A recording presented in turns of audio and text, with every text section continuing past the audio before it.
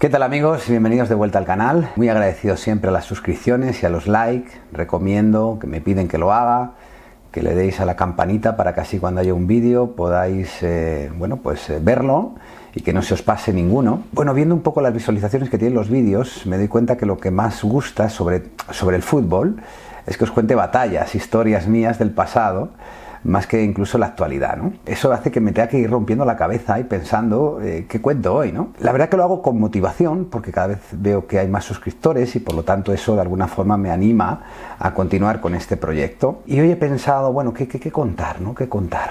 Y voy a hablar en 3 capítulos de mi paso por la segunda división.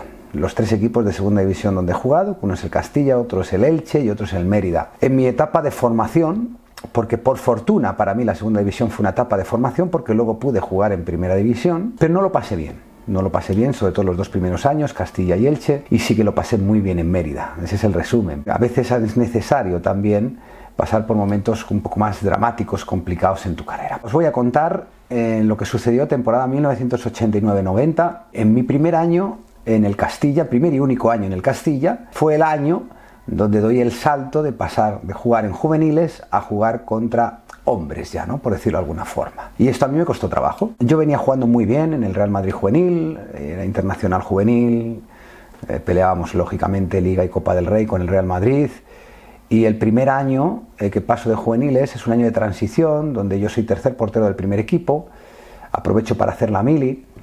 Juego algún partido con el juvenil porque entonces ese año se abrió la ventana de que podía jugar algún jugador con 19 años y también con el equipo amateur. Y al año siguiente ya formo parte de la plantilla del Castilla en un año, repito, complicado. Resultó complicado primero porque el Castilla venía a hacerlo muy bien los últimos años, pero hay un cambio de generación. Se marchan hasta 12 futbolistas importantes, algunos de ellos, como Santi Aragón, como Salmerón, como Canales, el portero que jugó en el Logroñés, o el Caminero. Y entonces pues entramos una nueva generación, todos de golpe, y esto de alguna forma hace que sea un año complicado porque muchos de nosotros era la primera vez que afrontábamos una temporada en un equipo ya donde ya la segunda división pues era comprometida con tipos pues que tenían mucha experiencia. Entonces fue un año difícil, complicado, donde descendimos a segunda división y las cosas no fueron bien. Como anécdota os voy a contar que, por ejemplo, el primer partido de liga lo jugamos en el Plantío contra el Burgos. El Burgos ese año quedó primero, subió a primera división junto con el Betis y fueron mis padres a ver el partido, ¿no? Entonces, claro, acostumbrados a ver partidos de juveniles, nunca habían visto, mi padre sí, pero mi madre no, un partido pues ya de gran rivalidad, ¿no? Donde 3 puntos eran mucho más importantes que en juveniles. Entonces mi madre quedó sorprendida como detrás de una grada pues la afición más radical de un equipo, en este caso en el Plantío en Burgos, pues increpaba al portero. Entonces mi madre se asustó mucho, dijo que esto es una barbaridad, ¿no? Le caía fatal la afición del Burgos, ¿no? Y yo le fui diciendo, bueno, mamá, que esto es lo normal, que esto es el fútbol de profesional y te tienes que ir acostumbrando, ¿no? Luego ya con el tiempo se inmunizó, ¿no?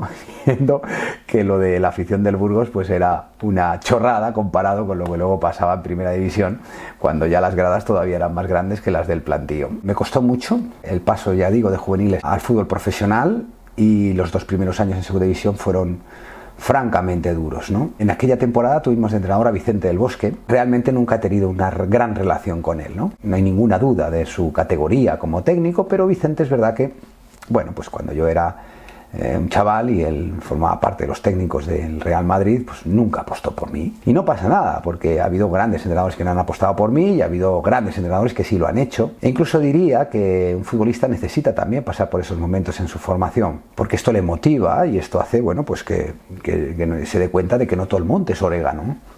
Y que a veces pues hay que dar algo más, ¿no? Probablemente yo no daba todo lo que tenía para convencer a Vicente y probablemente Vicente pues tampoco tuvo mucha paciencia conmigo, ¿no? Ese año es el entrenador del equipo y ya digo, nunca sentí la confianza de Vicente del Bosque, y el segundo entrenador era Mariano García Remón, tampoco, o sea, eran los dos más o menos de la misma opinión, incluso años anteriores que ellos están entrenando al Castilla, pues, y yo en el juvenil, portero titular del juvenil, pues cuando necesitan un portero que subir a entrenar con el Castilla y tal, pues no cuentan conmigo, ¿no? Fue un año difícil en la convivencia, en todos los aspectos, porque el equipo no fue bien, porque nosotros no dimos probablemente lo que esperaba el entrenador, porque el entrenador no supo tampoco conectar con nosotros y porque fundamentalmente todos éramos muy jóvenes y la mayoría de nosotros pues era nuestra primera experiencia en segunda división. Bueno, algún resultado bueno conseguimos, ¿no? Yo recuerdo, por ejemplo, que ganamos en Riazor 0-1 a un Deportivo que bueno, pues ese año estuvo arriba, lógicamente, o que le ganamos al Betis, que ascendió ese año 3-1 en la Ciudad Deportiva en un buen partido, claro que sí. Hay que también entender cómo eran las cosas, ¿no? Que son muy distintas a cómo eran ahora.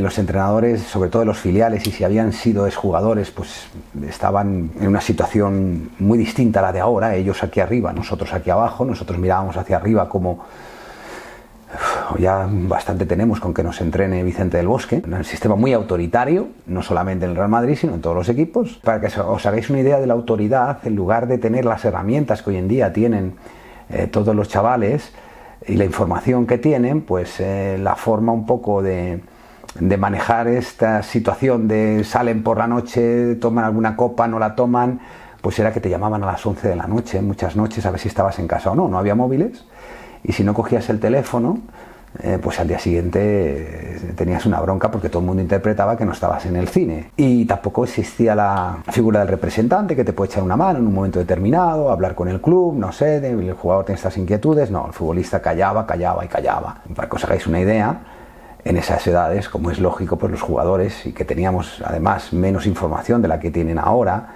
no teníamos nutricionistas, no teníamos nadie que nos dijera cuál debía de ser el comportamiento más profesional. Son los años donde tú ya empiezas a vivir solo, que sales de alguna forma de la residencia o del hostal donde vivíamos entonces los jugadores del Real Madrid. Entonces, bueno, una situación muy distinta que por suerte ha evolucionado mucho. Y ya digo que Vicente, pues bueno, pues porque ese año nosotros en el Castilla no estuvimos nada bien. Pero acabamos descendiendo junto con el Racing de Santander, con el Recreativo de Huelva, quiero recordar, y con el Atlético Madrileño, que quedó el último, en un año donde Pepe Mel fue el pichichi. Bueno, eso es habitual porque Pepito Mel ha hecho goles siempre.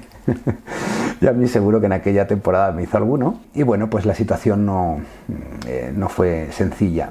Esto tiene una trascendencia porque cuando acaba esa temporada, claro, como no hemos estado bien, pues nos cuesta trabajo encontrar un equipo al año siguiente para poder ir desarrollando nuestra formación, y porque no tenemos un aval detrás de decir, bueno, ha tenido una mala temporada pero viene de jugar muy bien otros años. No, ha tenido una mala temporada en su experiencia en segunda división, por lo tanto no está apto todavía para jugar en segunda división, y los equipos tienen miedo luego a contratarte, ¿no? A mí me costó mucho que me contratara luego el Elche, y es el año que yo creo que los técnicos tienen que tener paciencia con los jugadores, porque hay muchos jugadores que vienen de jugar muy bien en juveniles, que les cuesta trabajo ese paso al fútbol profesional, que quizá tardan algún año que otro en despuntar y en hacerse un poco al nuevo ritmo, al nuevo vocabulario también, porque obviamente no es lo mismo cuando te enfrentas a un chaval de tu edad con 18 años que cuando te enfrentas, por ejemplo, al Tronquito Madaleno, que era el delantero del Mallorca, pues el tipo ya con 35 o 36 años, lógicamente, y donde yo esta conversación la he tenido en algunas ocasiones con Ramón Martínez, ¿no? Ramón Martínez, secretario técnico y director deportivo del Real Madrid, muchos años, todavía está en el Real Madrid, hablando un poco pues de que sobre todo los porteros pues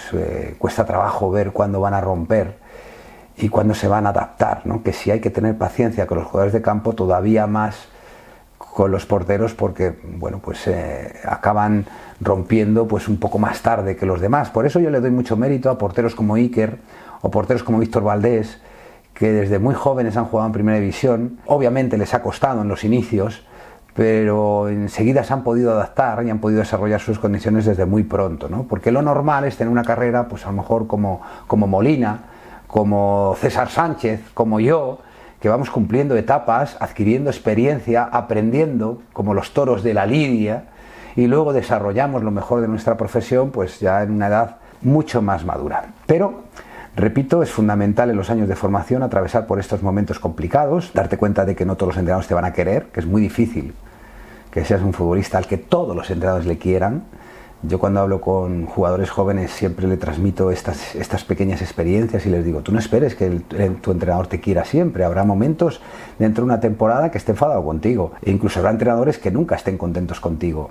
Bueno, pues porque los entrenadores son personas también, ¿no? Y entonces pues le entras por el ojo o no le entras por el ojo, del mismo modo que habrá momentos donde el entrenador te mime más de lo habitual o que te dé más oportunidades de las que mereces, bueno, pues porque confía en ti y porque tiene fe, ¿no? En el medio y largo plazo. Este ha sido el primer capítulo de mi experiencia en segunda división. Pronto os contaré el segundo, que tuvo que ver con una cesión al Elche, y acabaré con el tercero, que es una segunda cesión al Mérida el año siguiente, siendo todavía jugador del Real Madrid en este periplo de mi carrera deportiva. Espero que no haya sido muy pesado y que lo hayáis pasado bien.